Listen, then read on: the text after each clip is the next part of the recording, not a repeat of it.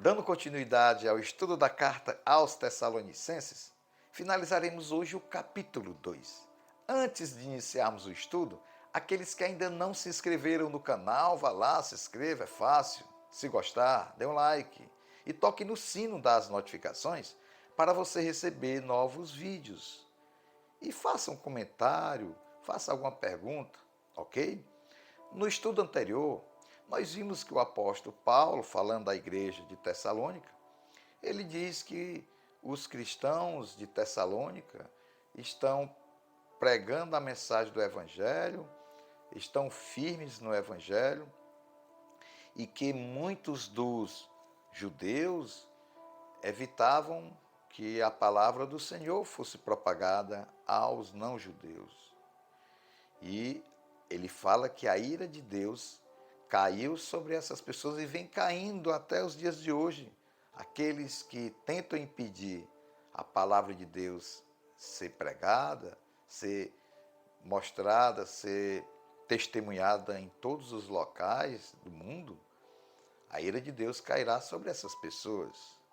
Aqui nessa parte final do capítulo 2, nós iremos ver que o apóstolo Paulo continua falando a respeito da pregação do Evangelho e ele fala do amor que ele tem pelos Tessalonicenses, fala que teve vontade de visitá-los, mas foi impedido por Satanás 2 vezes. E ele fala que a alegria, que a glória dos cristãos é a esperança da segunda vinda do nosso Senhor Jesus Cristo, que nós fiquemos alertas porque ele voltará, ninguém sabe a hora nem o dia, mas que devemos ficar vigilantes. Vamos iniciar a partir do versículo 17. Nós, porém, irmãos, sendo privados da vossa presença, pessoalmente, por algum tempo, mas não de coração, tanto mais procuramos com grande desejo ver o vosso rosto. Por isso, quisemos ir ter convosco, pelo menos eu, Paulo, não somente uma vez, mas 2, mas Satanás nos impediu. Pois qual é a nossa esperança, ou alegria, ou coroa de glória na presença de nosso Senhor Jesus na sua vinda? Não sois vós? Na verdade, vós sois a nossa glória e a nossa alegria. A gente vê que o apóstolo Paulo, ele tem um amor pela igreja do Senhor Jesus Cristo. O apóstolo Paulo tinha vontade de ir até a igreja de Tessalônica fazer uma visita aos irmãos. Ele disse que foi impedido por Satanás 2 vezes. E ele fortalece aos Tessalonicenses dizendo, olha, o Senhor, a glória dele, a vinda do nosso Senhor Jesus Cristo é o que vai deixar vocês mais felizes. A alegria de vocês está na vinda do nosso Senhor Jesus Cristo.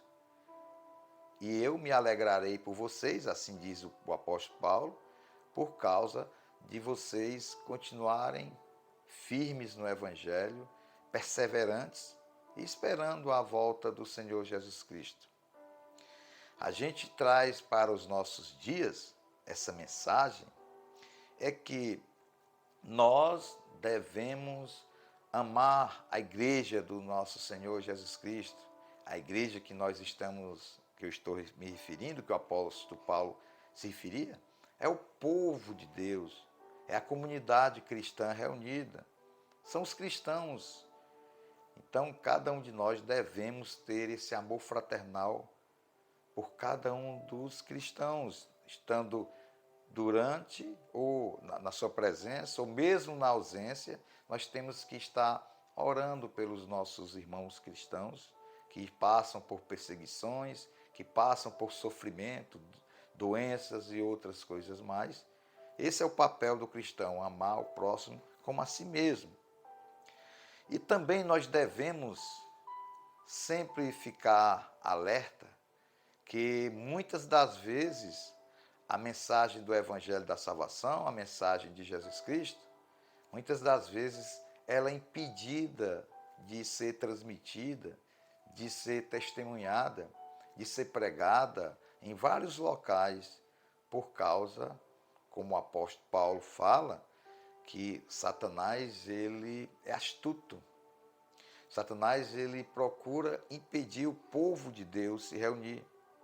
Satanás ele vai tentar de todas as maneiras fazer com que uma pessoa deixe de ir a um templo adorar e glorificar o nome do Senhor. Ela vai impedir que haja uma comunhão entre os irmãos.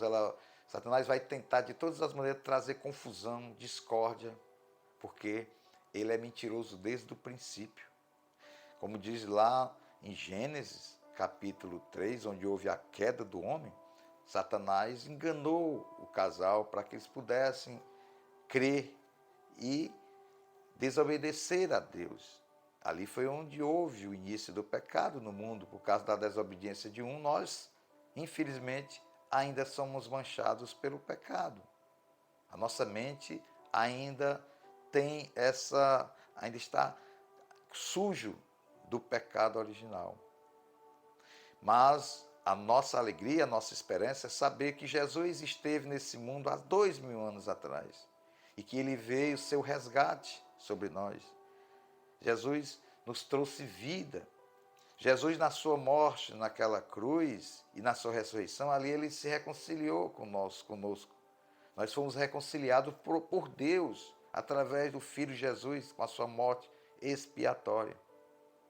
Mas o Satanás ainda ele continua aqui. Ele vai ser colocado no lago de enxofre, ele vai ser aniquilado na segunda vinda do nosso Senhor Jesus Cristo. Ele ainda tem poderes limitados aqui, mas não tem poder sobre o Filho de Deus, aquele que confiou na fé, colocou a fé no Senhor Jesus Cristo. Esses cristãos autênticos, Satanás ele não tem poder na mente dessas pessoas. Então, mesmo assim, a gente sabe que ele, muitas das vezes, ele entra dentro da comunidade cristã para tentar enganar, tentar levar o povo de Deus ao engano. Ele não quer que a comunidade cristã se fortaleça, creia no Evangelho. Satanás vai tentar trazer mudanças de comportamento nesse mundo. O inimigo, ele é astuto. O próprio apóstolo Pedro, na sua primeira carta, no capítulo 5, versículo 8, ele diz que nós devemos ser sóbrios, nós devemos estar vigilantes, porque o Satanás, o diabo, ele vem igual um leão. Ao derredor, ele vai tentar estragar os filhos de Deus, vai tentar levar os filhos de Deus ao engano. Portanto, meus irmãos, nós cremos no Senhor Jesus Cristo, cremos na segunda vinda dele, que ele vai vir em um momento inesperado. Um dia para Deus, 1000 anos para Deus é como se fosse um dia, então nós não devemos se apegar a tempo. Cabe a nós como cristãos procurar ter o entendimento da palavra de Deus, orar sem cessar, ir para uma comunidade cristã, ter comunhão com os irmãos em Cristo e glorificar e louvar, adorar o Senhor. Tem que fazer isso. Não devemos deixar que Satanás possa impedir a nossa ação junto ao Espírito Santo para que possamos praticar o Evangelho. O inimigo ele vai tentar de todas as maneiras colocar pedras no sapato do cristão, vai tentar colocar pessoas para enganar o cristão, para que o cristão possa cair naquela cilada. Mas se o cristão for uma pessoa que seja vigilante, que continua orando e continua lendo a palavra de Deus, ele não vai ser enganado. Ele não vai cair nas tentações do diabo. Ele vai procurar fazer a vontade de Deus, porque a vontade de Deus, segundo a sua palavra, é boa, perfeita e agradável. Amém? Querido Deus, nós te agradecemos pela tua mensagem, ó Pai. Te pedimos, ó Pai, que nesse mundo tão terrível dos últimos dias, que a tua igreja, o teu povo escolhido possa, Pai, praticar a mensagem do Evangelho, que possam, ó Pai, levar a palavra verdadeira das boas obras do Evangelho aos perdidos, àqueles que estão presos na escravidão do pecado, e que o teu agir, Pai, não vai permitir que vidas possam ser ceifadas, enganadas pelo inimigo, que ele é astuto. Mas o Senhor é o Criador, é o doador da vida, é aquele que nos dá a força, aquele que é a fortaleza e nos guia através do Teu Santo Espírito para que possamos viver em harmonia. E o Senhor é aquele que nos dá a paz, que excede todo entendimento. Cuida da Tua igreja aqui na terra, Pai. Fortalece ela para que ela não possa cair nas ciladas do inimigo. É isso que nós te pedimos e agradecemos em nome de Jesus. Amém.